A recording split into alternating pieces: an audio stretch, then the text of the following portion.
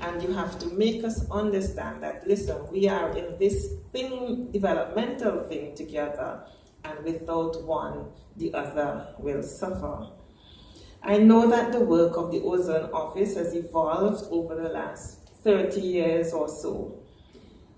Thus, ozone officers, as Janelle mentioned, have become more integrated and are keepers of the environment, not just protectors of the ozone layer. In this regard, then, the entry into force, as we think forward, of the Kigali Amendment in January is another important thread in this environmental protection thrust.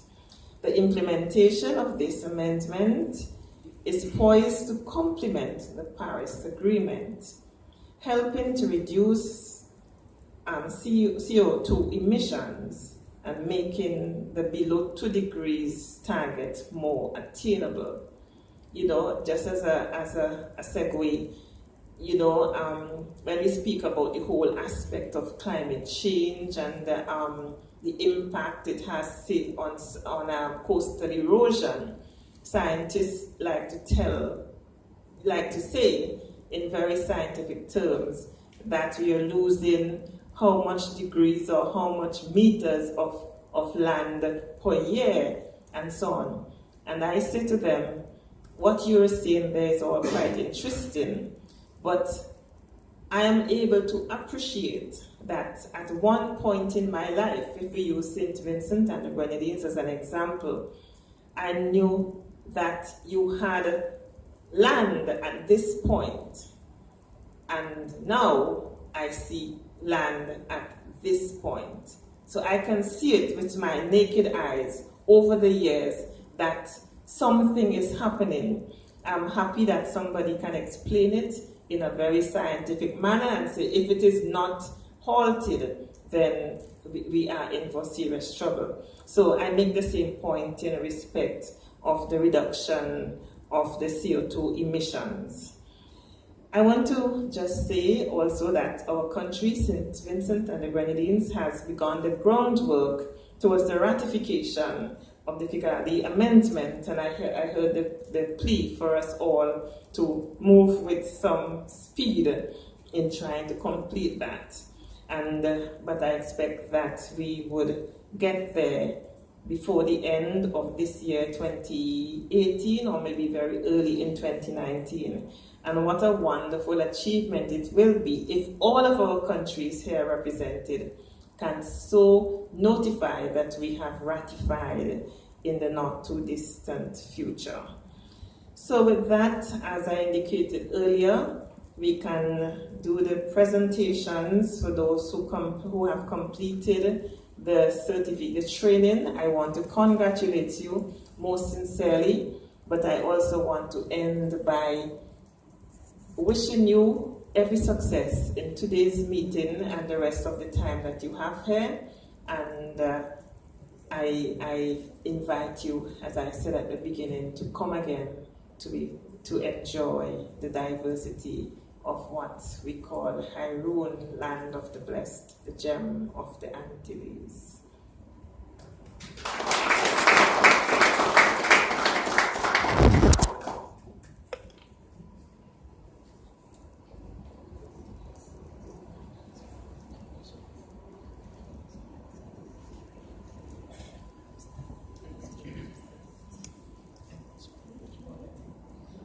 Okay, these certificates are going to be presented to 4 of our technicians who were trained in Grenada last year.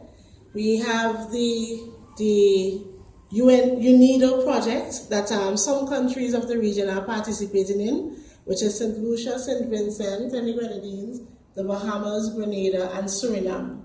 And through that project, that cooperation, all of those countries had at least 4 officers trained, and while we are embarking on the implementation or the ratification of the Kigali Amendment, we know how important it is to have standards developed and to have the necessary training for our technicians so that when we get to that phase where we are using the alternatives, which have different flammability and toxicity and things like that, that they have the necessary training so that we ensure that the transition is as smooth as it was when we transitioned from CFCs. So I would just like to read to you what this this badge and the certificate says. It says, for successfully completing the assessment for real alternatives flammable refrigerants. And the assessment was carried out by an authorized training provider, which is Centro Studio Galileo, and it's an institute that is from the EU, based in Italy. And this card, this small card, which we are all hoping to one day have in the region in terms of our technicians, it says that, for example, Mr. Andrew Brian Miller, with a lot of other details, is certified in accordance with Regulation CE 303/2008 as operator of stationary refrigeration, air conditioning, and heat pump equipment containing certain fluorinated greenhouse gases category 1. And this certificate is valid in the European Union after registration with the Italian National Institute, and it has the various classes and categories. So we want to commend those who would have successfully gone through the training, because we know we really want to see other technicians follow suit so that we formalize this, not so formal industry, and that we move in the correct direction. So with the assistance of our director and Minister Stevenson, we'd like to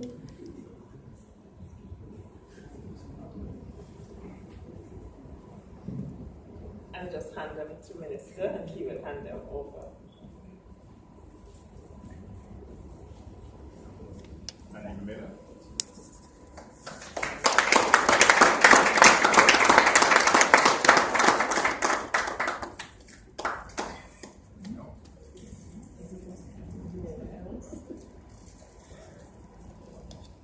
Bruno Els.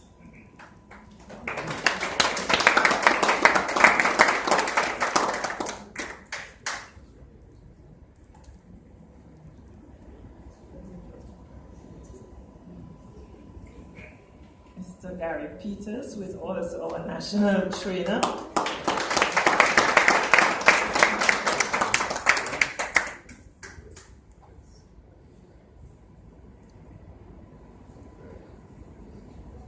And Mr. Wayne Grant.